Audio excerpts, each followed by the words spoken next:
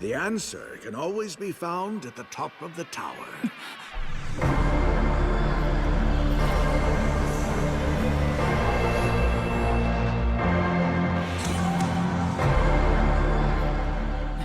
To say that Tower of God was and still is one of the most anticipated shows of this spring season is to understate the reaction it has garnered. My Twitter feed and my Facebook feed is full of Tower of God clips and praise, but I wasn't all that impressed with this show at first, despite watching the first episode 3 times. But with the weekly release of the dub, I decided to give it another shot and watch the first 3 episodes at least and give it a fair chance. So hello and welcome to A Glance At, where I take a look at the currently airing shows and give my thoughts and opinion on it after 3 episodes. The story follows Bam, a young man who has no memories of his childhood and anything that came before he met a young girl named Rachel. Rachel teaches Bam about all she knows and one day disappears up the tower to see the stars while Bam gives chase. Bam himself gets teleported to a mysterious room and is given a chance to climb the tower as well, with the tower being a series of floors with different environments and tests which are being run by previous climbers of the tower who passed the tests. Is it sounding like Hunter x Hunter yet? The comparison has been done to death, so I'll leave it there. I think the biggest issue at the moment is the pacing of the show. Its original source material, a manual of the same name, currently has 480 chapters and is split into 3 seasons. My guess is that we'll hopefully have most, if not all, of the first season completed by the end of the 13 episode run. Yes, this absolutely massive show that everyone is excited for, based on a very long webcomic series, is only going to be 13 episodes long, and weirdly enough, I find the pacing to be slow. It feels like a lot of the first 3 episodes are dragged out to an extent. I do find the plot to be engaging though. I really love how the story just drops you into the world like Bam is and tell us to figure it out. With Bam being an amnesiac, he knows as much about the world as we do, and the world appears to be steadily revealed around Bam as it is with us. There's a certain charm to being able to figure out the solution to the test the characters go through and it not being explained to Bam like, here's everything you need to know about this and that. You need to be paying attention to this show, otherwise you will be like I was when I watched the first episode, absolutely clueless as to what happened, and that is why I rewatched it 3 times in total. I really like the 3 main characters at the moment. Bam is still this really blank character, but he does have enough about him in order to make me feel a little bit scared of him. The fact he was able to get the eel to eat him without really flinching is terrifying. Kun is the look of the show in order to get some girls to gush over him, but he does appear to have a backstory that could be interesting if you've heard it about one. Rak is the comedic element to the show, as he will not think about what to do and just do something. He is that character that just makes you go,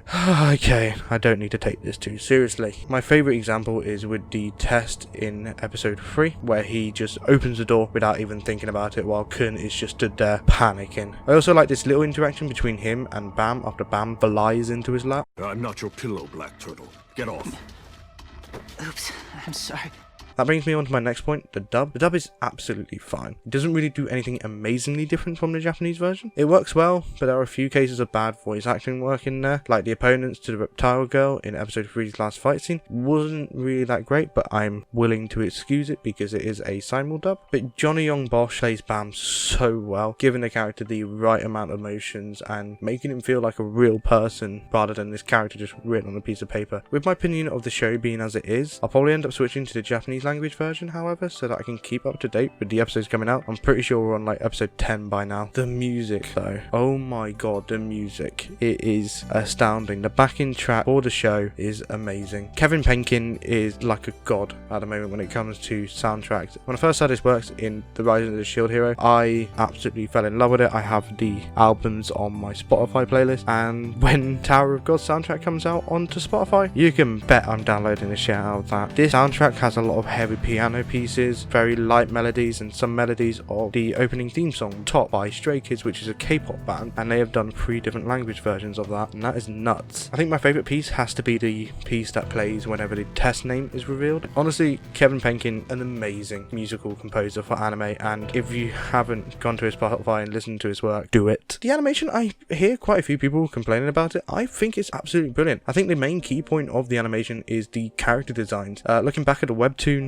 of Tower of God, the issue I have with the web's design is the really off-model character shapes, and whereas in the anime we actually had consistent character proportions and movement. Yes, the manhwa has improved over time from what I understand, but taking it at its face value for the first season and for this anime, the anime looks so much better, and that's not to say anything about the awesome animation for the fight scenes. While the first episode and part of the second episode failed to pull me in, it was ultimately the third episode that convinced me of the show being worth to watch every week.